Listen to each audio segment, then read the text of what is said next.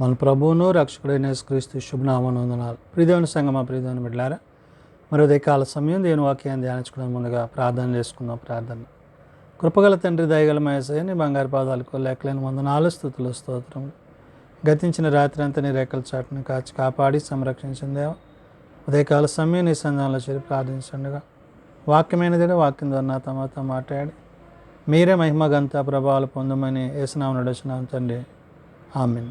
ప్రియదేవుని సంగమా, ప్రియదేవుని బిడ్డలారా, నేడు దినముకు ఏర్పాటు చేయబడిన దేవుని వాక్య భాగము అపోస్తలుడైన పౌలు కొరింథీయులకు రాసిన 2వ పత్రిక 5వ అధ్యాయము 11 నుండి 16 వచనాలు ధ్యానం చేసుకుందాము. అపోస్తలుడైన పౌలు కొరింథీయులకు రాసిన 2వ పత్రిక 5వ అధ్యాయము 11 నుండి 16 వచనములు ఈ విధంగా రాయబడి ఉన్నవి. కావున మేము ప్రభు విషయమై భయము నెరిగి మనుష్యులను ప్రేమించుచున్నాము.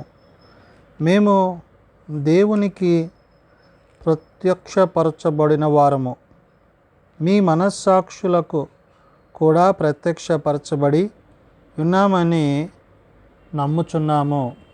పౌలు కొరింథీ సంఘానికి పత్రిక రాస్తూ ఎటువంటి ప్రత్యక్షత, దేవునితో దేవుని ద్వారా మహిమపరచబడుతున్న ప్రత్యక్షత అంటే పరముందున్న దేవాది దేవుడు భూమి మీద ఉన్న మానవులైన మనలను ప్రత్యేకపరిచినప్పుడు ఆ ప్రత్యేకతలో ప్రత్యక్షత కలిగిన వారము, అనగా బలవంతము చేయుచున్న క్రీస్తు యొక్క ప్రేమ, అంటే క్రీస్తు ప్రేమను బట్టి ఆ ప్రేమకు తగినట్లుగా వారు జీవిస్తున్న జీవన విధానము, అపోస్తలులుగా పిలువబడి ప్రభు పరిచర్య చేయొచ్చు.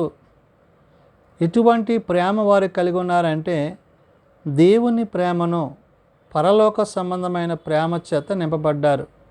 కాబట్టి ఇక్కడ పౌలు అంటున్నాడు, కావున మేము ప్రభు విషయమై భయము నెరిగి అంటున్నాడు.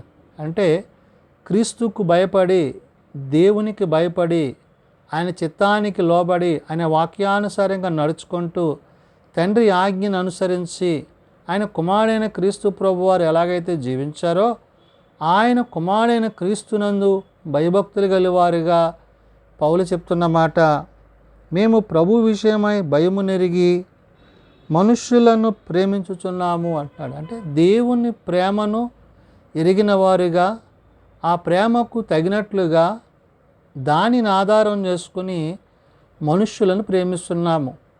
దేవుని ప్రేమ శాశ్వతమైనది, అది నిత్యము మనతో ఉండేది. అట్టి ప్రేమను కలిగిన వారుగా మేము ప్రభు ప్రేమలో, దేవుని పనిలో, ఆ యొక్క ప్రత్యక్షతలో వారు ఏమై ఉన్నదో చెప్తూ, మేము దేవునికి ప్రత్యక్షపరచబడిన వారము అంటున్నాడు. అంటే దేవుని కొరకు, దేవుని పనివారిగా, క్రీస్తు సాక్షులుగా, క్రీస్తు రాజ్య సువార్తను ప్రకటించువారుగా, దేవుని చిత్తాన్ని జరిగించువారుగా వారు జీవించిన జీవన విధానాన్ని ఇక్కడ పౌలు గుర్తు చేశాడు. కాబట్టి అంటున్న మాట, మీరు మనస్సాక్షులకు, అంటే దేవుని యొక్క ప్రత్యక్షతను, క్రీస్తు యొక్క ప్రత్యక్షతను కలిగి ఉండాలి. ఈ ప్రత్యక్షత ఎలా కలుగుతుంది? కింద చెప్తాడు కదా, మీ మనస్సాక్షులకు కూడా ప్రత్యక్షపరచబడి ఉన్నామని నమ్ముచున్నాము అంటే, మనస్సాక్షి అంటే మీరు ఒక్కసారి మా పట్ల ఎటువంటి ఉద్దేశాలు కలిగి ఉన్నారో, మేము మీ పట్ల ఎటువంటి ఉద్దేశాన్ని కలిగి ఉన్నామో ఆ హృదయమందు దేవుని యొక్క చిత్తాన్ని, దేవుని యొక్క వాక్యాన్ని కలిగిన వారముగా, బాహ్య సంబంధమైన, శరీర సంబంధమైన, లోక సంబంధమైన వాటి మీద మనస్సు పెట్టక కేవలము క్రీస్తుని బట్టి, క్రీస్తు యొక్క మాటను బట్టి, ఆయన మాకు అనుగ్రహింపజేసిన ఆ యొక్క ప్రత్యక్షత ఏదైతే ఉందో ఆ ప్రత్యక్షతను ఆధారం చేసుకొని బలవంతము చేయుచున్న క్రీస్తు ప్రేమకు మేము లోబడి ఉన్నాము అంటున్నాడు. మమ్మను మేము మీ ఎదుట తిరిగి మెప్పించుకొనుట లేదు కానీ హృదయమునందు అతిశయపడక పైరూపమునందే అతిశయపడు వారికి ప్రత్యుత్తరమిచ్చుటకు మీకు ఆధారము కలుగవలెనని మా విషయమే మీకు అతిశయ కారణము కలిగించుచున్నాము అంటున్నాడు. అంటే దేవుని యొక్క మాటలో, దేవుని యొక్క ఉద్దేశములో అంతరంగములు ఎరిగిన దేవుడు హృదయంతరంగాలను పరిశీలించి పరిశోధించడి సర్వశక్తి గల దేవుని యొక్క ఉద్దేశాన్ని బట్టి తాను ఏ విధమైన స్థితిని కలిగి ఉన్నాడో, సాధారణమైన మానవ స్థితిలో ఉన్న వారు దేవుని యొక్క ప్రత్యక్షతలో ఆ ప్రత్యక్షతకు తగినట్లుగా వారు జీవిస్తూ, ఇక్కడ అంటున్నారు, మమ్మల్ని మేమే మీ ఎదుట తిరిగి మెప్పించుకొనుట లేదు కానీ అంటాడు. అంటే మా గురించి కాదు, క్రీస్తుని గురించి, క్రీస్తు ప్రేమను గురించి, ఆయన మమ్మల్ని ప్రేమించిన విధానాన్ని గురించి హృదయమునందును అతిశయపడక పై రూపమునందే అతిశయపడు వారికి అంటున్నాడు. అంటే హృదయమునందు అంటే మేము కాబట్టి, మేము లేకపోతే అని కాదు, కానీ దేవుని యొక్క చిత్తాన్ని, దేవుని యొక్క ఉద్దేశాన్ని ఎరిగిన వారమై క్రీస్తు సాక్షులుగా, క్రీస్తు యొక్క హృదయాన్ని గెలుచుకున్న వారిగా, హృదయమందు దేవుని యొక్క వాక్యమును నింపుకున్న వారిగా వారు ఎటువంటి స్థితిని కలిగి ఉన్నారో చెప్తున్నాడు.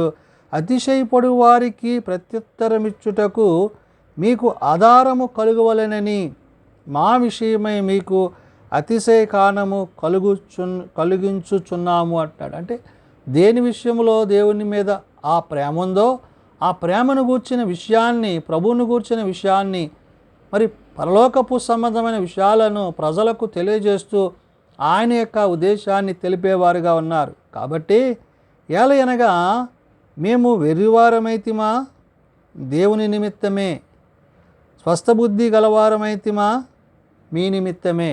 అంటే దేవుని ప్రేమ వారిని ఎంతగా అంటే ఆ ప్రేమయందు వారు నిలిచి జీవించి కొనసాగుతూ, ఆ ప్రేమయందు వారు ఇతరులను ఏ విధంగా దేవుని యొక్క ప్రత్యక్షతలోనికి వారు నడిపించువారై ఉన్నారో చెప్తూ, ఏలయనగా మేము వెర్రివారమైతిమా దేవుని నిమిత్తమే అంటున్నాడు. అంటే క్రీస్తుని బట్టి, క్రీస్తు మాటను బట్టి, క్రీస్తు ఉద్దేశాన్ని బట్టే తప్ప మరి దేనిని బట్టి, ఇహమందున్న దేని బట్టి కాదు, కానీ స్వస్థబుద్ధి గలవారమైతిమా మీ నిమిత్తమే అంటున్నాడు. అంటే లోకానుసారంగా, శరీరానుసారంగా జీవించక దేవుని యొక్క చిత్తాన్ని జరిగిస్తూ, స్వస్థబుద్ధి అంటే దేవుని యొక్క నీతిని అనుసరించువారుగా, దేవుని చిత్తాన్ని జరిగించువారుగా వారి యొక్క క్రియలు, పనులు ఉన్నవనే విషయాన్ని పౌలు గుర్తు చేస్తూ, క్రీస్తు ప్రేమ మమ్మును బలవంతము చేయుచున్నది.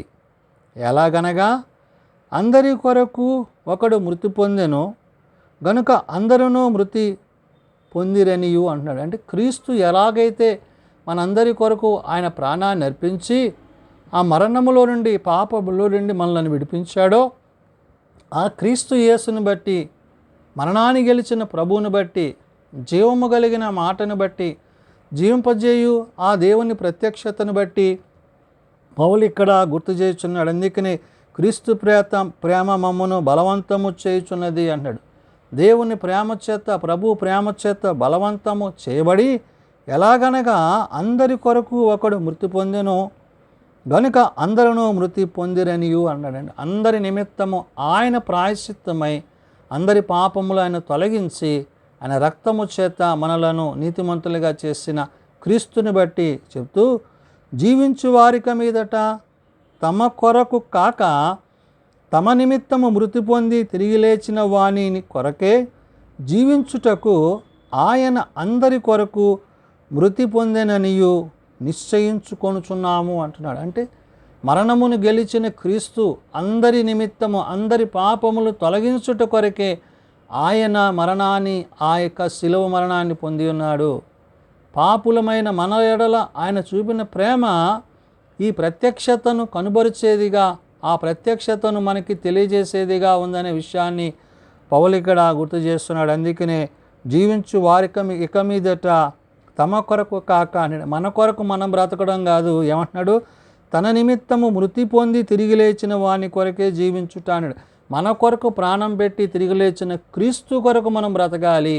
క్రీస్తు కొరకు బ్రతికి ఆయన జీవాన్ని కలిగి ఆయన అందరి కొరకు మృతి పొందిననియు నిశ్చయించుకొనుచున్నాము అంటున్నాడు. ఆ నిశ్చయత, ఆ నిరీక్షణ ఏదైతే దేవుడు మనకు ఇచ్చారో ఆ యొక్క ప్రత్యక్షతను బట్టి పౌలు ఇక్కడ చెప్తూ చివరిగా అంటాడు, కావున ఇక మీదట మేము శరీరరీతిగా ఎవనినైనాను ఎరుగము. మేము క్రీస్తును శరీరరీతిగా ఎరిగియుండినను ఇక మీదట ఆయనను అలాగా ఎరుగము అంటున్నాడు. అంటే మాకు ఆయన శారీరకంగా, అంటే ఆయన మానవ రూపాన్ని మనుష్యరీతిగా ఆయన జీవించినప్పుడు మేము ఆయన ఎరిగినప్పటికీ, నేడు ఆయన యొక్క ప్రత్యక్షత ఎలాంటిదంట? ప్రత్యేకింపబడినదై ఆత్మరూపముగా పరిశుద్ధాత్మని యొక్క సహాయము చేత ఆదరణకర్త అయిన పరిశుద్ధాత్మ దేవుని మన మధ్య ఉంచిన క్రీస్తుని బట్టి ఆ పరిశుద్ధాత్మ దేవుని రీతిగా మేము ఆయనను కలిగి ఉన్నాము అంటున్నాడు. అంటే శరీరరీతిగా ప్రభువుని కాదు కానీ ఆత్మరూపిగా మరణించి తిరిగి లేచి మన కొరకు ప్రాణం పెట్టిన క్రీస్తు నిమిత్తము ప్రత్యక్షత కలిగిన వారమై, ప్రత్యేకింపబడ్డ వారమై, క్రీస్తుతో పాటు జీవించి ఆయన కొరకు మరణించి ఆయన కొరకు జీవించే స్థితిని మనము కలిగి ఉన్నాము.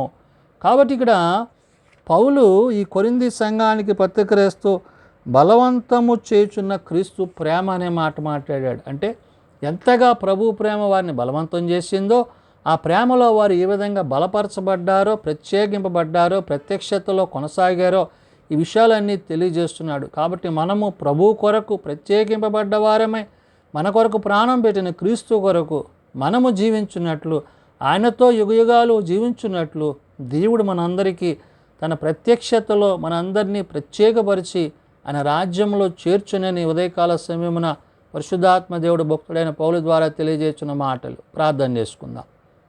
ప్రేమ నమ్మకం కలిగిన మా తండ్రి, కృప కలిగిన దేవ, అవును నాయన, మమ్మల్ని ప్రత్యేకపరుచుకొని నీ రక్తము చేత పరిశుద్ధపరిచి మీ నీతిని మాకు ధరింపజేసి మీ ప్రత్యక్షతను మాకు అనుగ్రహింపజేసినందుకే వందనాలు. అవును నాయన, ఏ యోగ్యత లేని మమ్మలను, పాపులమైన మమ్మలను మరణముల నుండి జీవములోనికి నడిపించి మా కొరకు మరణించి తిరిగి లేచి మమ్మల్ని నీతిమంతులుగా చేసి నీ నిత్యరాజ్యములో నీ ప్రత్యక్షతలో మమ్మల్ని అందరినీ చేర్చుచున్నందుకే వందనాలు. పౌలు సెలవిచ్చినట్లుగా ప్రభువా, నిన్ను కలిగిన వారుగా, నీ యందు జీవించువారుగా, నీతో పాటు యుగయుగాలు జీవించే స్థితి నీవు మాకు అనుగ్రహించిన ఆదరణకర్త అయిన పరిశుద్ధాత్మని యొక్క సహాయము ద్వారా మేమందరమును ఆ ప్రత్యక్షతలోనికి ప్రవేశించినట్లు మాకు మీ ప్రేమను కుపరించినందుకే వందనాలు. అట్టి ప్రేమలో కొనసాగుటకు మాకు నీ కృప దయచేయండి. చిన్న బిడ్డలు, యవనులు, పెద్దలు, వృద్ధులు ప్రతి వారిని వారి వారి తరగతుల చొప్పున ఆశీర్వదించి దీవించండి. జన్మదినాలు, వివాహ దినాల కొడుకుల కుటుంబాలు ప్రత్యేకపరచండి. తమ ప్రియులను పోగొట్టుకున్న కుటుంబాలను ఆదరించండి, సమాధానపరచండి. ఆర్థిక ఇబ్బందులను కుటుంబాలను జ్ఞాపకం చేసుకోండి. అయా, ఏ కుటుంబము మరణమునకు పాపమునకు చోటేక నీ నీతిని నీ సత్యముని ఎరిగి నీ వాక్యానుసారంగా జీవించగలనులకు అట్టి కృప దయచేయమని, దిన పరిచర్యలో తోడేయండమని, మీరు ఆకడకు తగిన సిద్ధపాటు మా అందరికీ దయచేసి మీ ప్రత్యక్షతను మమ్మల్ని ప్రత్యేకపరచమని యేసునామం నడుచున్నాం తండ్రి, ఆమెన్. పరలోకమందున్న మా తండ్రి, నీ నామం పరిశుద్ధపరచబడుగాక, నీ రాజ్యం వచ్చుగాక, నీ చిత్తం పరలోకమందు నెరవేర్చినట్లు భూమి మీద నెరవేరుగాక. మా అనుదిన ఆహారాన్ని మాకు దయచేయం. మెడల అపరాధం చేసిన వారిని మేము క్షమించి ఉన్న ప్రకారం అపరాధములను క్షమించము. శోధనలో తేకాదుషులను తప్పించము. రాజ్యము, శక్తి, మహిమ నిరంతరము నీవే అయినవు తండ్రి, ఆమెన్. మన పరమ తండ్రి అయిన దేవుని ప్రేమ, ప్రభు అయిన యేసుక్రీస్తు కృప, పరిశుద్ధాత్మనిత్య సహాయము నిరంతరము సదా తోడైండి సంరక్షించునుగాక, ఆమెన్.